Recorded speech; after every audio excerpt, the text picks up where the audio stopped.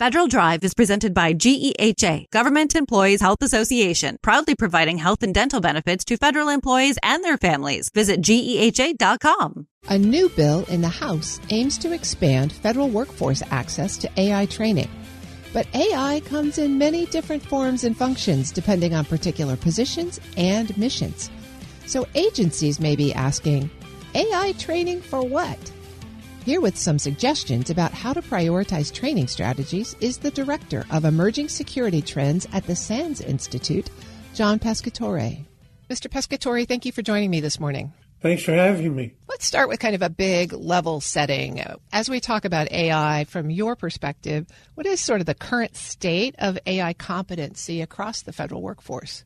Well, I think it's important first to understand that sort of the current status of what is AI. There's not even a good definition of what that is. I mean, obviously, everybody's using a lot of tools today to do internet searches with AI engines, and we hear about it in the press and politicians talk about it.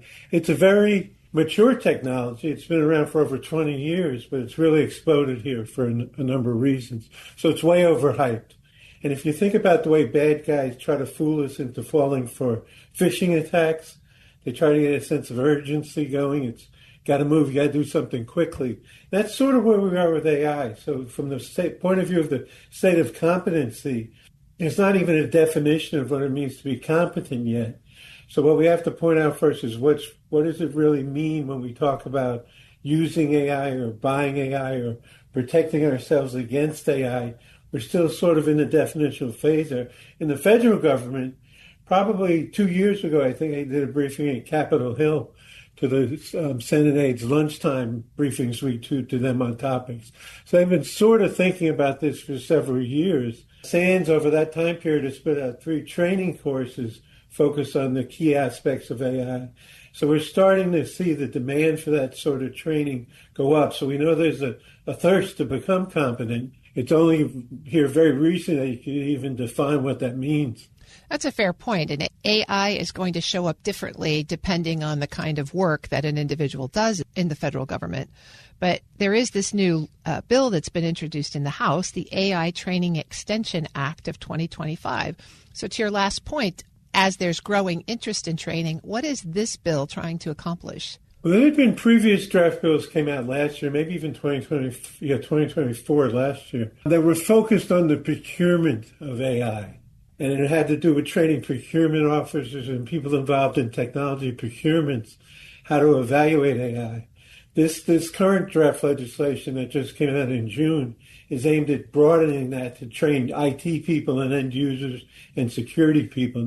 That's very key. The procurement side is important, but that wasn't really focused on the real problems. When we look at it today, already in private industry, certainly, and in some spots in the federal government, there's kind of 3 things we have to worry about with AI. One is bad guys using it against us. That gets a lot of press and spends a lot of time there. But the most important one is how do we make sure if the mission side is rolling out use of AI that it's done securely? That's really the number one. And the final one is how do we, security people and IT people, use IT to more efficiently do our jobs? In a time when it's harder to hire new people, more harder than ever, how do we use AI-type tools to make our people more productive to try to fill some of the gaps? But that first one, making sure we're protecting our own mission or company's use of AI, is really where the most work and training needs to be done. So what are the key aspects of that kind of training? What do people need to be focused on? What do we need to be making sure that our federal employees have as basic AI skills? So it depends on the role of the person. So that's how we've sort of split our training out. We have one that's a broad one for leaders or managers. What do they need to think about? So, for example, governance of AI is very important. Who's in charge of deciding what data the AI engine ingests and how is that data protected? A great example is Microsoft. This was early last year, over a year ago now. They had a security incident where their own use of AI on Microsoft Azure Cloud led to a huge breach because they hadn't thought through the governance of AI. So in that example, employees' PCs, disk drives were indexed into the AI engine. That included every one of their emails, their passwords. So it was not a failure of the technology, it was a failure of the governance and the definition of how it was to be used. So that's the first one, is governance. That's the same in information security in general. We have to have governance in place before we can start coming up with policies, before we can implement controls to cause those policies to take place. So that's number one. From the typical IT person's point of view, who might be involved in an IT project, it's to understand the basic concepts and what it really means. We tend to talk about AI as one blob. There's many different types of AI or machine learning. A lot of what you hear today is generational, about these queries and the ability to do fake pictures and voices and things.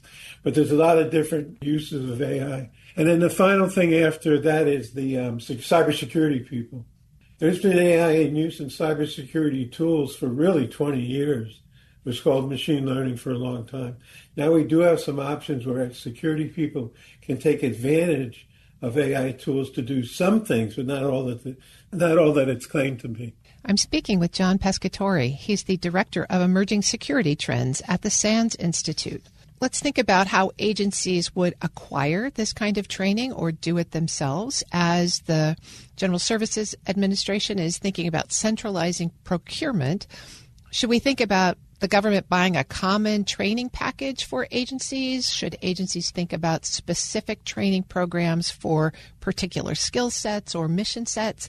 What should they be thinking about as they begin to acquire training for their AI teams? I think the way the government's gone about looking at cybersecurity training and IT training overall in general still holds. And it's not to start by looking at the training. It's to start by looking at the roles. And that's typically by defined job categories within the various frameworks, like the NICE framework and other government efforts to have that, where a role is defined, and then what skills are needed for that role. And then how are those skills demonstrated, and then how are those skills acquired. So I might acquire those skills. Maybe I worked 10 years in a field and I've never taken a training course, but I have those skills. Maybe I'm a brand new, I'm right out of college, I have a degree, but I've never had any hands-on experience. I'm lacking some of those skills. I may have others. So then you get to certification that says, how do we assess what skills the person does have? It's not just a paper resume exercise. And then what's available to fill those skill gaps.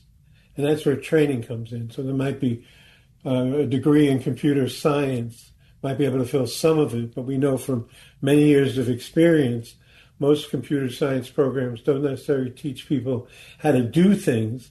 They teach the concepts or how to talk about things. Then we might say for certain skills, operational skills, they need hands-on experience. That may involve training with lab-type hands-on environments. Others may be strictly concepts. So I think in AI, we've seen definitely there's a need for that concept-type training so that managers understand what this means. And similarly, that people that are technical managers understand how to evaluate their own staff's needs. And then there's a lot of hands-on needs. That's been we can look at the medical world, for example. What they saw over the years was, obviously we need highly skilled doctors, but we also need people to operate MRI machines and CAT scan machines, and then understand the medical side of things, but also understand the technology side of things.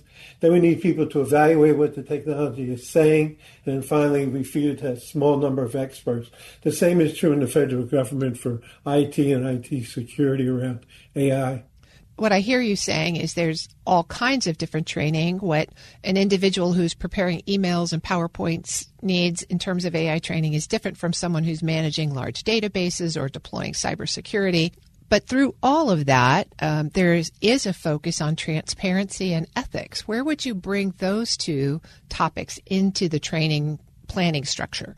Well, in transparency and ethics, I would largely lump that under governance, because that's what you have to think through when there's a program's going to start up and do something with AI, provide better healthcare to state and local tribal entities using AI tools to do things, or all these things that many things that have been talked about. That's where you get into from the start. Well, now how do we do this and protect any information that's in there? How do we validate the output from a safety point of view? And then from an ethics point of view, how do we make sure the inputs to this result in ethical outputs? So we've learned that AI is very good at hallucinating. If AI says, make something up, another AI engine ingests that, and all of a sudden it becomes all the AI engines think it's true. So there's safeguards that have to be done from a safety point of view. I used to work for the Secret Service, and we used to have people do bomb checks, make sure there were no bombs around the protectees. And you would take bomb training, and the old joke was read the manual first on how to defuse any bomb, and read it to the end because it'll say cut the blue wire after you cut the red wire. So it's the same with AI. There's some things, if you don't think through it from end to end, quality and safety, then ethics and transparency are meaningless. But if you think about, from a procurement point of view, transparency on how do we know what's going on the inside of this thing? It says it's using AI. What does that mean?